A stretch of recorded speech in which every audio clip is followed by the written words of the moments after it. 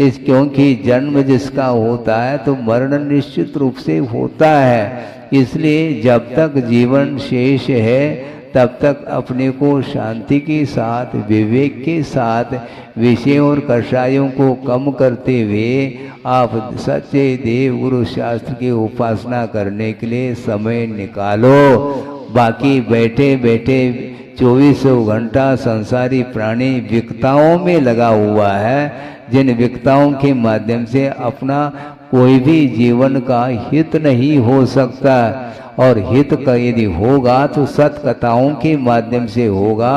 इसलिए पुराण ग्रंथ आदि का स्वाध्याय कर लेना चाहिए। जैसे पद्म पुराण है, महापुराण है, आदि पुराण है, उत्तर पुराण है, पांडव पुराण है, आदि आदि, हरिवंश पुराण है, बहुत सारे पुराण ग्रंथ हैं। प्रतमान योग बोलते हैं जिसमें महापुरुष अथवा 63 सलाका पुरुषों का जीवन व्रत, उनका जीवन किस रूप में व्यतीत उन्होंने किया है, इतने वैभव होने के उपरांत भी उन्हें किस प्रकार वैराग्य प्राप्त हुआ, ये सारा सारा चित्रण उस प्रतमान योग पुराण ग्रंथों में मिलता है। इसलिए बहुत ज़्यादा जो कर्म सिद्धांत आदि ग्रंथ हैं जिनका आपको ज्ञान नहीं हो सकता, मान लो कोई बाधा नहीं, किंतु कथानकों के माध्यम से भी हम अपने जीवन को सुधार सकते हैं और सद्गति का पात्र बन सकते हैं। बने इस पवित्र भावना के साथ। अहिंसा परमो धर्म की जय। अहिंसा परमो धर्म की, महावीर भगवान की। आप लोगों ने अभी अहिंसा धर्म की जय ऐसा बोला है।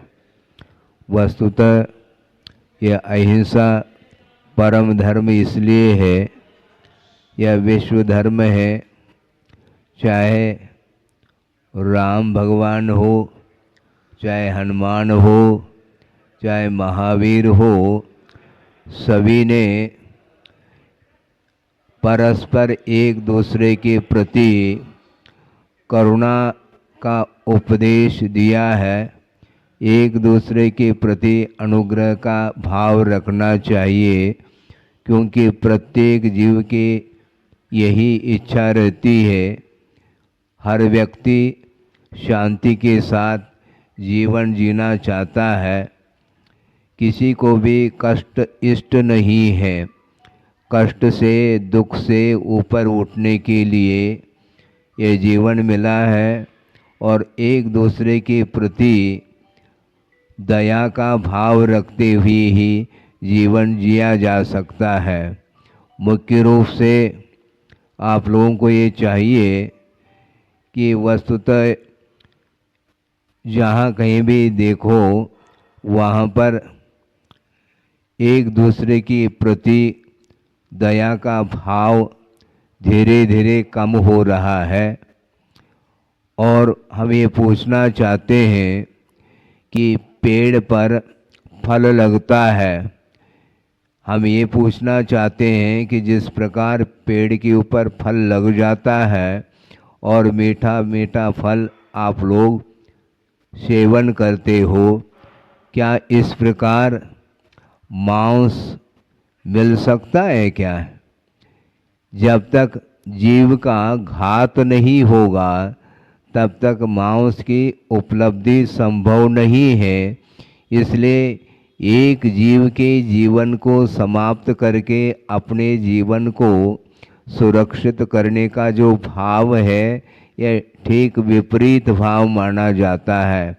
अपने जीवन को सुरक्षित रखने के लिए प्रत्येक व्यक्ति को, प्रत्येक जीव के लिए अपने अपने प्राण प्रिय हुआ करते हैं।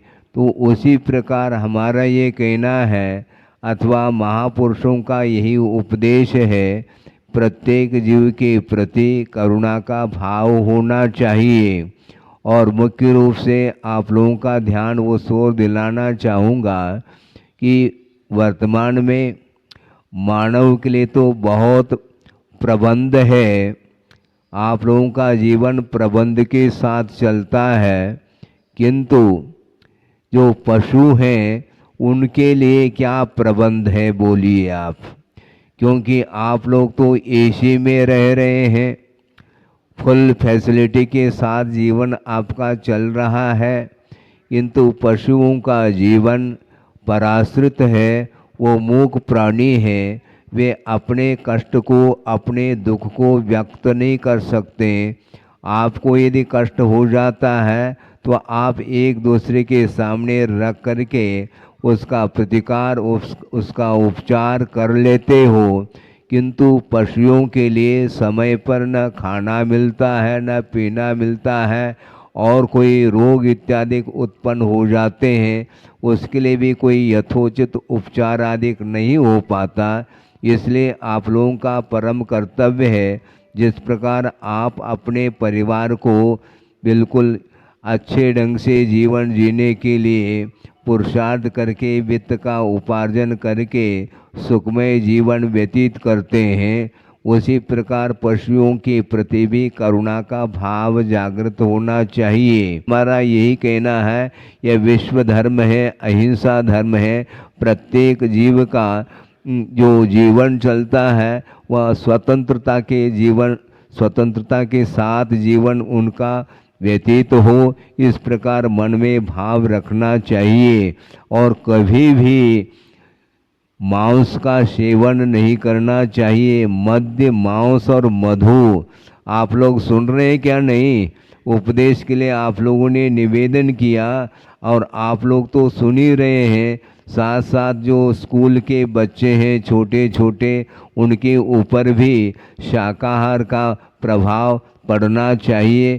शाकाहार के माध्यम से आरोग्य की रक्षा भी होती है और अहिंसा धर्म की भी रक्षा होती है।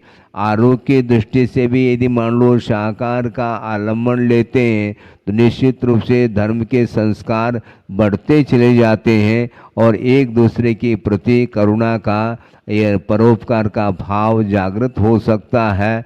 हो इस पवित्र भावना के साथ संक्षेप में यही कहा जाता है कि जीवन के आदि से लेकर के अंत तक जो कुछ भी पुण्य लेकर के आप लोग आए हैं, उस पुण्य का सदुपयोग करते हुए भविष्य को उज्जवल बनाने का पुरुषार्थ करना चाहिए।